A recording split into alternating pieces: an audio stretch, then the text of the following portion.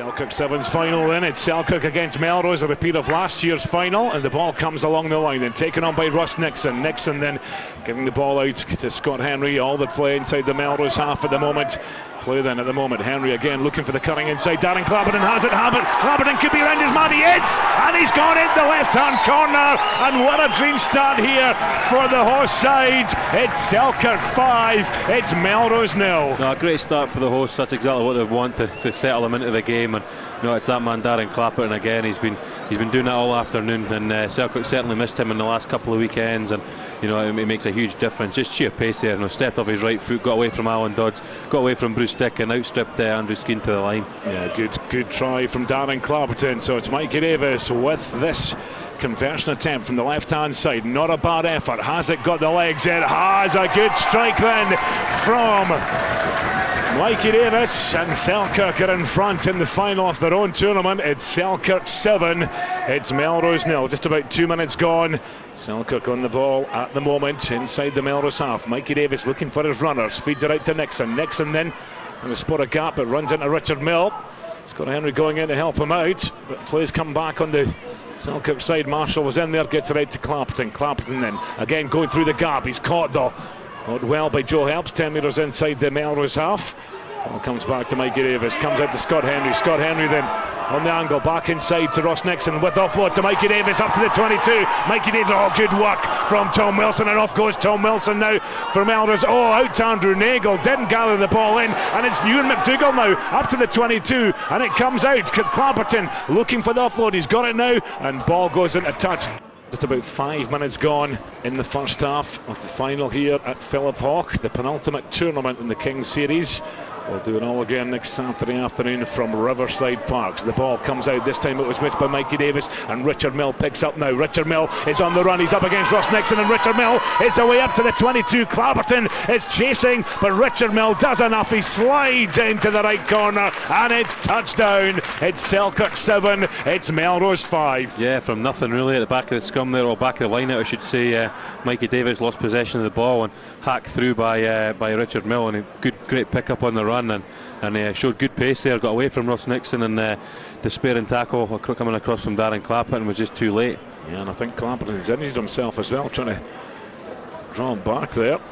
So Clapperton down at the moment, and that will be a big blow if they lose him. Absolutely, yeah, absolutely. So here comes the conversion attempt in from Skeen from the far side touch. Not a bad what a kick from the far side touch from Andrew Skeen, and it's all square in this final. It's Selkirk 7, it's Melrose 7. 4 minutes to go until half time. Is that ball coming back on the Melrose side? It is. Melrose 7, Selkirk 7. It's the final. Bruce Dick then feeds it along the halfway line to Joe Helps. Joe Helps looking for the runner. He kind of slipped at the wrong moment there. Good work by Ross Nixon. The ball stolen by Scott Henry, and there goes Darren Clapperton. He's down the stand side touch. He's going to cut inside on Tom Wilson. Good tackle from Skeen. What a pickup. What a tackle. That's Callum Marshall. It goes in, but I'll tell you what, Tom Wilson, he was still on the ground. He just reached his hand up and he caught Marshall in mid-air and took him down. But the play, Selkirk still on the attack. It's 7-7. Ball comes out into McLennan. McLennan cutting inside. Big hits coming in now from both sides in this final. We can't split them. 7-all. Mikey Davis going for the line. They're in front of the post at the moment. Selkirk doing all the pressing at the moment. Scrum down. Selkirk ball. What a tackle from Tom Wilson. I think it was Andrew Skeen. Was it? Yeah, because Tom Wilson made the tackle coming back on Clappy, and Andrew Skeen came and helped him out.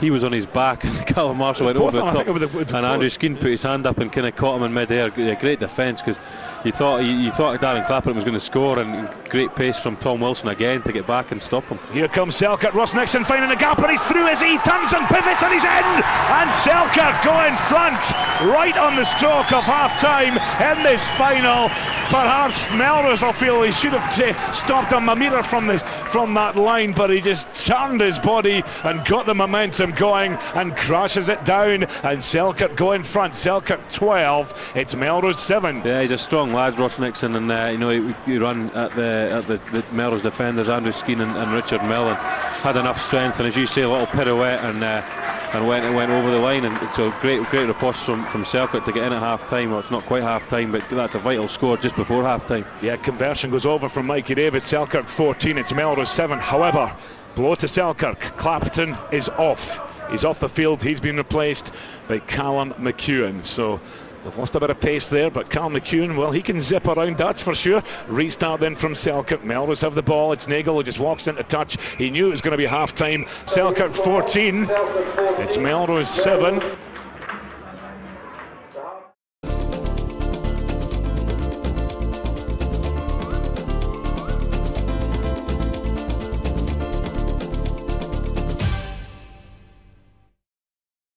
So it's Andrew Skeen on the ball, and he gets the second half underway. Oh, and that's not the start. It's Melrose wanted, didn't go the 10 there, and it's just little things like that, Graeme Dodds, that can sway matches. Yeah, you can see what they're trying to do there. You know, we're going at the backs, outside backs, Ross Nixon and Callum McEwen out there with Joe Helps and Alan Dodds. You know, two of the bigger backs, but forwards in the sevens. And you know, I just didn't go 10, just pure execution, which is not like Skinner at all. Callum Marshall on the ball in from Selkirk from the halfway, just driving it forward. McDougall in there as well for Selkirk. They're trying to drive it 10 metres in. Good play. Ball's there. Nagel going through. Oh, good pick up now by Ross Nixon. Nixon just driving it on 10 metres inside the Melrose half. Melrose really having to defend, but good turnover ball by Joe Helps. Richard Mills then into Andrew Skeen. Skeen to Tom Wilson. Tom Wilson is away, and Tom Wilson up to the 22, breaks a tackle, and Tom Wilson is away for Melrose, and that's the reply that they wanted. It's Selkirk 14, it's Melrose 12. Now that all came from Selkirk possession there. Ross Nixon took into contact and had not a lot of support with him. Joe Helps won the quick turnover, and you know, great pace from Tom Wilson. Two pairs of hands from Andrew Skeen and Joe Helps, and great pace from Tom Wilson. Outstripped Scott Henry, you know, over 30 yards. It shows great pace. Play outside the Melrose 22. The ball's there. It's come out loose. Is it turnover ball? No, it's Melrose driving forward, but I think it's come back. Melrose have turned it. Cal McEwen now has it outside the 22. He's going for the gap. He's going for the pace, and Cal McEwen is through, but Joe Helps just gets back there, and he's going to touch down. Oh, he's lost it. That's a try. Now that is a try. He lost it. He didn't have control of the ball. Now this is a big call for the assistant referee. It's the try awarded. They're going to have a look. He's going to give, it looks like it's been a knock on there, Graeme Dodds. It's a knock on. Is the ball coming back on the Selkirk side? Selkirk piling through. And I think there's going to be a scrum awarded here. It was turnover ball, in fact, penalty coming to Selkirk, and it's Mikey Davis with a quick one. He's got Cal McEwen on the outside, and McEwen takes the ball. He's up to the 22, and Tom Wilson's chasing back, and Tom Wilson grabs him down a metre short of the try line. And Tom Wilson, once again, I think that's gone forward anyway from Cal McEwen, but Tom Wilson, how many try-saving tackles has he put in the last 2 weekends? If somebody scores in the next 45 seconds, the Selkirk trophy will be theirs. We can't split them. Here comes Lewis McLennan. McLennan into Scott Henry. Scott Henry tackle well though. Lewis Mallon stopping him inside the Melrose 22. As the ball's taken, Craig McDougall in there as well, just trying to rip the ball back on the Selkirk side, but a kick through from Joe Helps, and it's going to be picked up. Mikey Davis just pouncing on that ball. We're about to go into injury time here in this final. Selkirk 14, Melrose 14, penalty to Melrose. And what do they do here? It's a tap and go. Scott Henry feeds it out wide now, taken by Mikey Davis, comes out to McDougall, taken on by Ricky Fleur. Ricky Fleur then just working his way up to the Melrose 22. Selkirk in possession, picked up by Mikey Davis. Davis gets it out wide, picked up then by Scott Henry. Scott Henry on that Melrose 22, feeds it back inside to Lewis McLennan. He's caught well though. Mallon takes him down inside that 22. Ball through the hands. Cal McEwen. It's Selkirk 14, Melrose 14. It's Craig McDougall, gives it to his brother Ewan McDougall. He's got Ricky Fleur on the outside, inside the 22. Breaks the tackle, looking for the offload. They're metre short here. Selkirk, it's Selkirk 14, it's Melrose 14. Penalty coming to Melrose. We're deep into injury time, and here we go. It's the last phase of play here. Can Melrose sneak it at the death? I think Andrew Skeen's going to kick it into touch. It's full time, so it's going in for Melrose for the second time in this tournament. We're going into sudden death, Graeme Dodds. Yeah, 14-all. I know it's the boys are absolutely knackered from both sides, and you know they're working so hard for each other, and it's going to take one bit of brilliance or a mistake from somebody that's going to win this for either side, and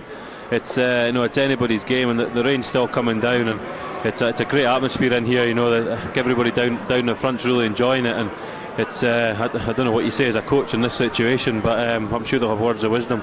Extra time in the final. It's next to score. It's 14-all, and at the moment Selkirk got a scrum 5 metres from their own try line, but Melrose trying to turn it over. The ball's spilling out here.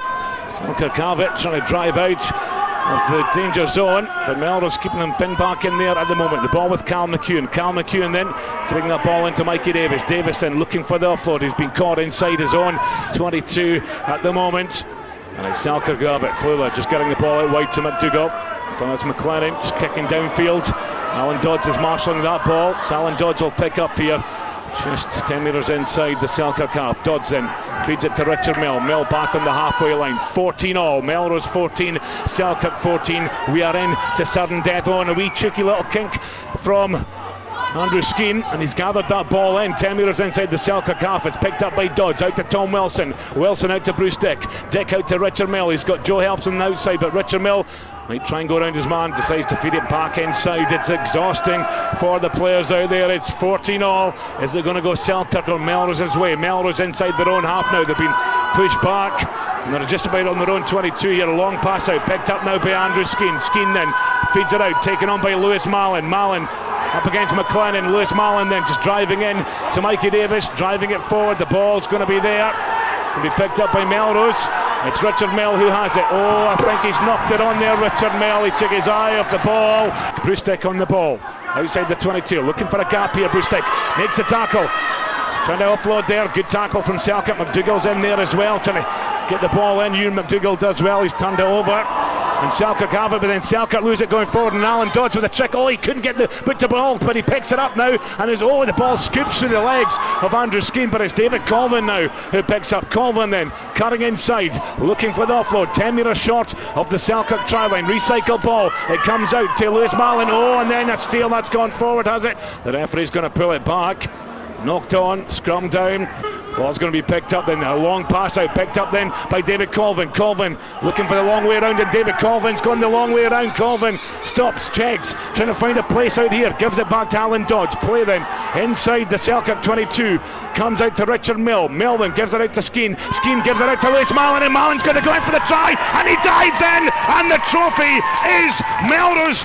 They're going to take it home. That is a quick try. The ball was shipped out to Lewis Mallon, who dived into the right hand corner, and what a mammoth 8 and a bit minutes in sudden death, and it took 28 minutes for this game to decide, and it's Lewis Mallon who crashes over to give Melrose the title. A great showing from Selkirk, but another win for Melrose. Another win for Melrose. Unbelievable finish to the tournament. I think it's the semi-finals and the finals have been so close. There's been nothing between the sides in either of the games, and then in the final as well, it's been outstanding. Feel absolutely gutted for the Selkirk lads, because they put so much into that 28 minutes, and unfortunately they're getting a silver medal. It finishes Melrose 19, Selkirk 14.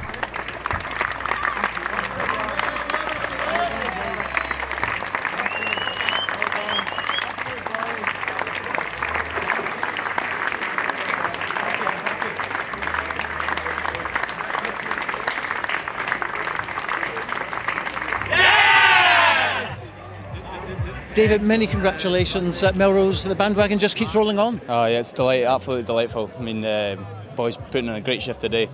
Started off a bit rusty. I mean, we've not been like that at all. The whole Sevens circuit, we've not played like that. So obviously we had a word in the changing room, spoke about it, had to screw the nut, and then obviously it worked out in the end, so happy days. Absolutely. And I mean, this team, that's 7 out of 9 now. I mean, can you believe beyond your wildest dreams that you would put in a Kings like that? It's an unbelievable effort. I mean, the whole club is just banding together, and it's a really good spirit going there now, and I can see why. I mean, the boys are coming out with great results. It's just a delight to be playing. And it was probably the toughest of the tournament so far. Definitely. It was really tough there towards the end there. I mean, Selkirk put in a great shift, getting to the final of their own sevens and almost flipping us at the post, but the boys dug deep, and it was good result in the end. Well, you're going to get a medal, so congratulations. Thank you very much. Cheers. Looking at the early round, certainly against Stuart Melville in the first 2 games, we just looked really tired. You know, we'd had no qualms if we'd maybe went out to a good Gala side or a good Selkirk side, because the guys have put so much into this. But there's a bit of inner belief in them, and I tell you, I don't know where they found that for the Gala tie. It's just kind of kicked them into life. And that Selkirk, Selkirk in their home patch and their home crowd and their own, we knew the passion they would bring to that, and what a final, for a spectator out there, unbelievable. That's what Borders Rugby is all about, end to end, and for the guys to have to endure that for 30 minutes in a final, it's really sad to see anybody, being a loser in that final. But I just thought, from the minute the extra time kicked off, that the guys had it there. They were just determined to win that, determined.